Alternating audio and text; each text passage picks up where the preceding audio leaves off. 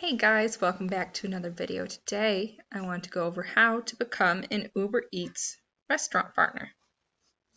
Now if you've seen my other videos, this is a very similar process as all these platforms are pretty aligned with one another on what's required when you sign up. So, boop. Now all you do, make sure you're set to the correct country, of course. So mine is set US. But Uber Eats works through a large amount of countries. I think it's one of the platforms with the highest global reach, meaning pretty much if you want to offer delivery, you can work with Uber Eats. If they have drivers to support you, that's a little bit more debatable. But if you're willing to drive for yourself, most restaurants can sign up. So you just start by entering your address. We are going to switch to UK.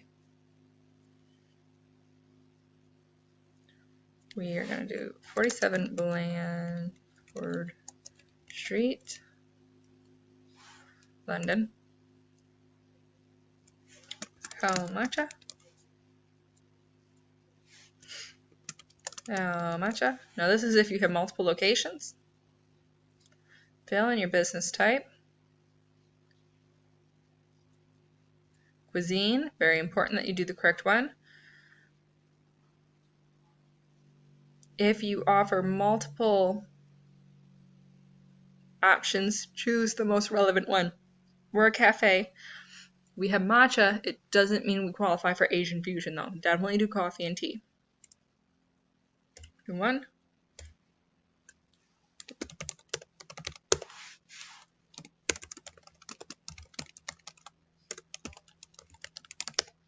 Then you'll fill in your number, hit submit, and then they'll contact you. From there, you'll get a contract just saying, hey, we're going to take X amount, blah, blah, blah. Here's your sign-ins. Use this to contact us. But then you're going to need to be able to supply variety information. So first being anyone on the team with food hygiene certificates, get that sent over. It helps you. Along with, you need to submit your food hygiene rating. You can submit this document that you'll get sent after your inspection, or you can go to the website, look yourself up, and print it off from there.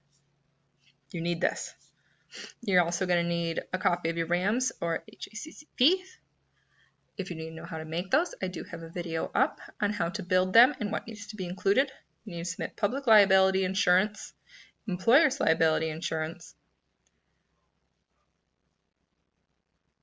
and they might require proof of business registration. Usually you can only get these documents I went over with that. I believe Uber Eats is one of the few that you have to submit that you are a registered business already. And then you get to move on to the fun part, which is menus. Now, again, if you watch my Deliveroo video, this is going to look super similar. With the difference being Uber Eats has a bit more options, so you need to be the most specific with Uber Eats. Their platform is less user intuitive than other platforms. It's not impossible, but it can get difficult to try to edit things. You will keep some stuff the same, like price in store versus price online. If you don't want them to know you're doing a markup from in store, don't turn that in. It could cause loss of sales, or they might not favor you as much knowing that you're making a markup based on their commission. You're going to have your categories you want, products in the categories, make sure it's all spelled correct. You have descriptions and any options with it. I will say options and modifiers with Deliveroo or delivery with Uber Eats are the most important to get sent to them because they are seemingly difficult to add later on. Now Deliveroo, it's pretty easy. You just open up the item and click add modifier, whereas Uber Eats has that option, but it doesn't quite work the same. There's a lot of options. It's a bit messier, so it's always best to just have them do it. And a big perk is with Uber Eats, if you ever have to make big menu changes, you can notify your rep and send them a brand new menu. So we save these, rewritten, let them know where changes are, and then you send this over and they'll update it for you. Drinks, same deal,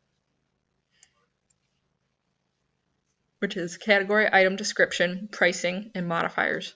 Modifiers, do not send it in this format to them though. You're going to want to do like each column modifier, modifier, modifier. You're going to do like temp, hot or cold, no charge.